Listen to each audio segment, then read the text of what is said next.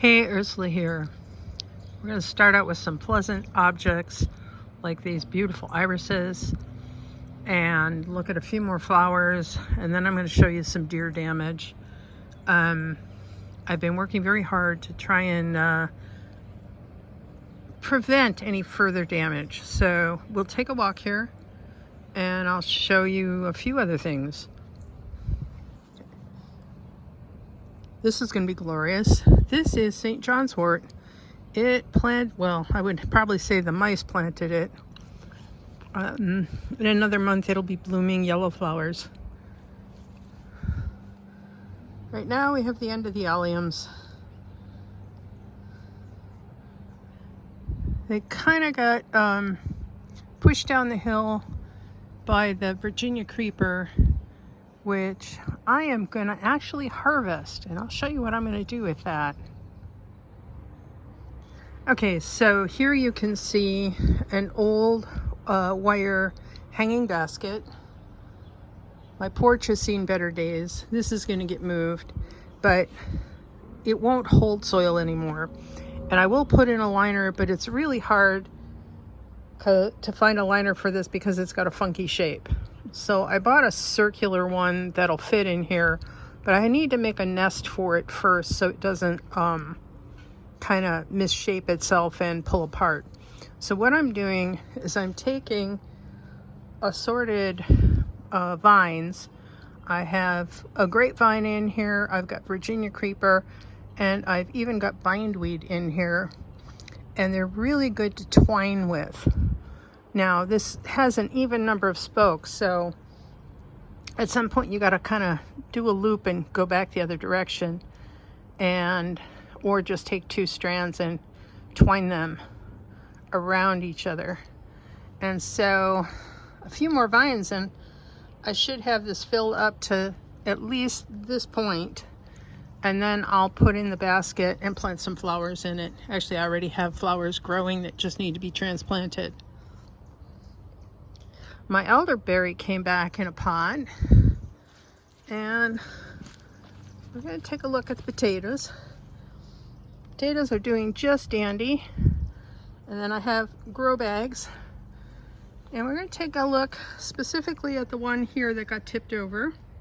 That happened last night.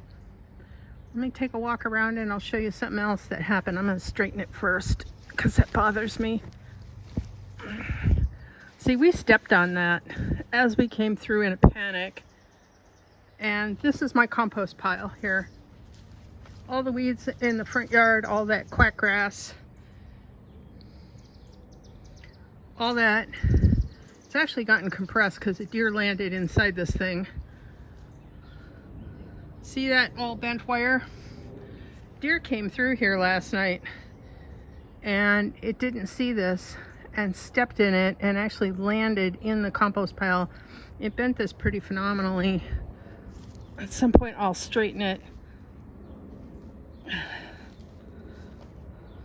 It's a little better. Anyway, so what I did to prevent the deer coming through here again is I have grid walls from my business that I hang my hats on and I hang yarn on, and these are rusted. They are not something I really want to spend the effort of sanding and repainting and having to check every year to see whether or not there's more rust. So these are being retired, and we'll see what happens tonight. Now, in theory, the deer could just go up the steps. There's nothing preventing it.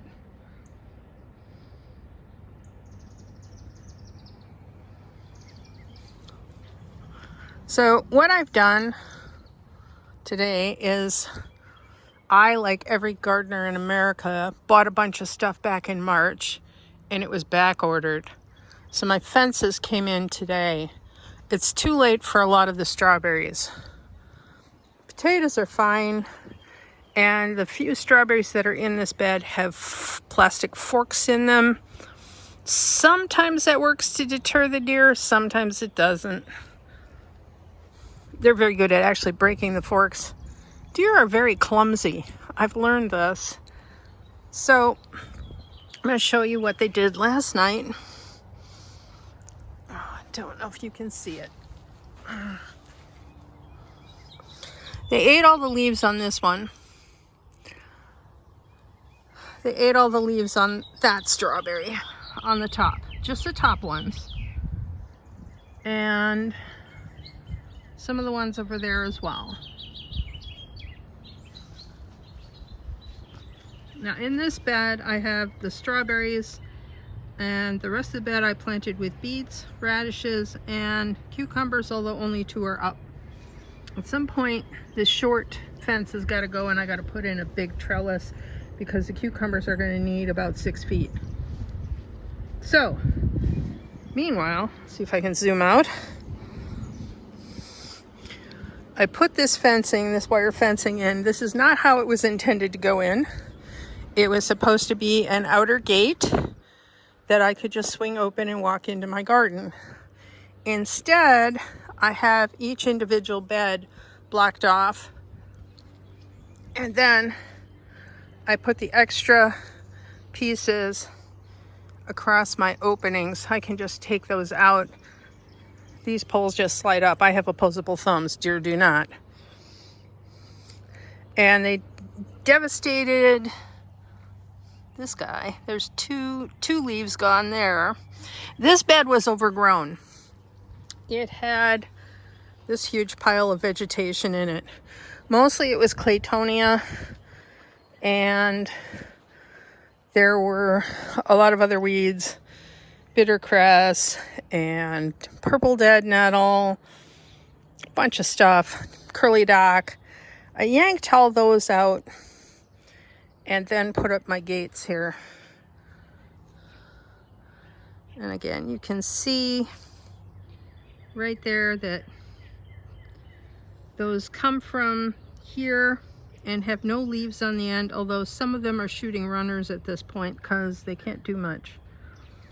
My fake strawberries. I don't know if you heard the story of my fake strawberries. Okay, so I made paper mache strawberries. They're out of a paper clay that you get at a craft store, and I painted them and I sealed them. They don't do real well on the ground. I'll just say that. Those are going to get pitched at the end of this year, but they worked a treat. The birds did not eat any of my strawberries, none of the robins. I don't know if it's because they fledged at a different time, but here you can see my fake strawberry and you can see the real strawberries, and they're looking good. Now this bed needs to be fertilized and could use a top off of soil at this point because the Claytonia sucked up a lot of the moisture. I think that's one of the reasons I didn't get a huge yield. Also, it's still early yet. So yeah, that's what's going on in this bed. And all my poles that I could stick across to prevent them from jumping in. And apparently, my thought is they came down this path, or possibly they came in from there. They tend to like to come in from the neighbor's yard because there's no fence. It's all nice green grass. They just walk right across. But this should make them think twice because there's no easy egress here. This is also got trellising, and I need to add one more trellis in this area right here. And what I'm fighting right now is I have cats coming in down here. I saw one the other day just coming in under the fence, and they've been coming in here and using this area as a litter box. I don't know if you can see the scratch marks there. I saw one actually use it, which is why I know what did this. I do want to transplant these red purple flowers. Our plants are going to become amaranth, and those need to go in the front yard.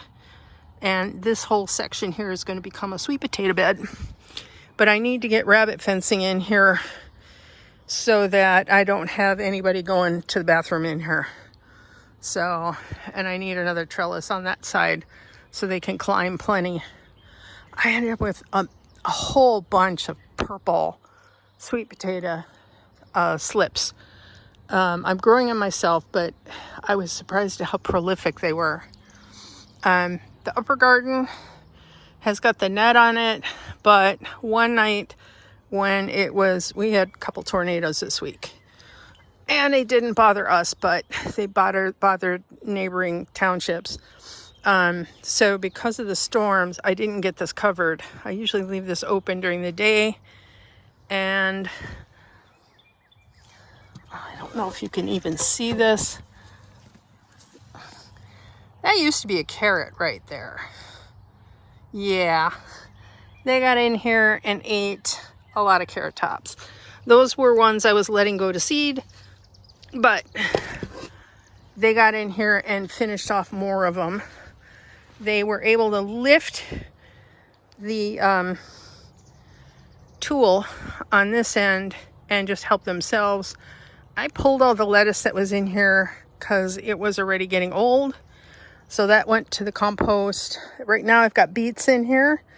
And so far, knock on wood, they've been leaving the beets alone. So that's where we're at. I have a lot of plants that need to go into the ground. And because I spent the day working on this, I didn't get to them today. So you'll have to catch up with my progress next week. Until then, this is Ursula signing out.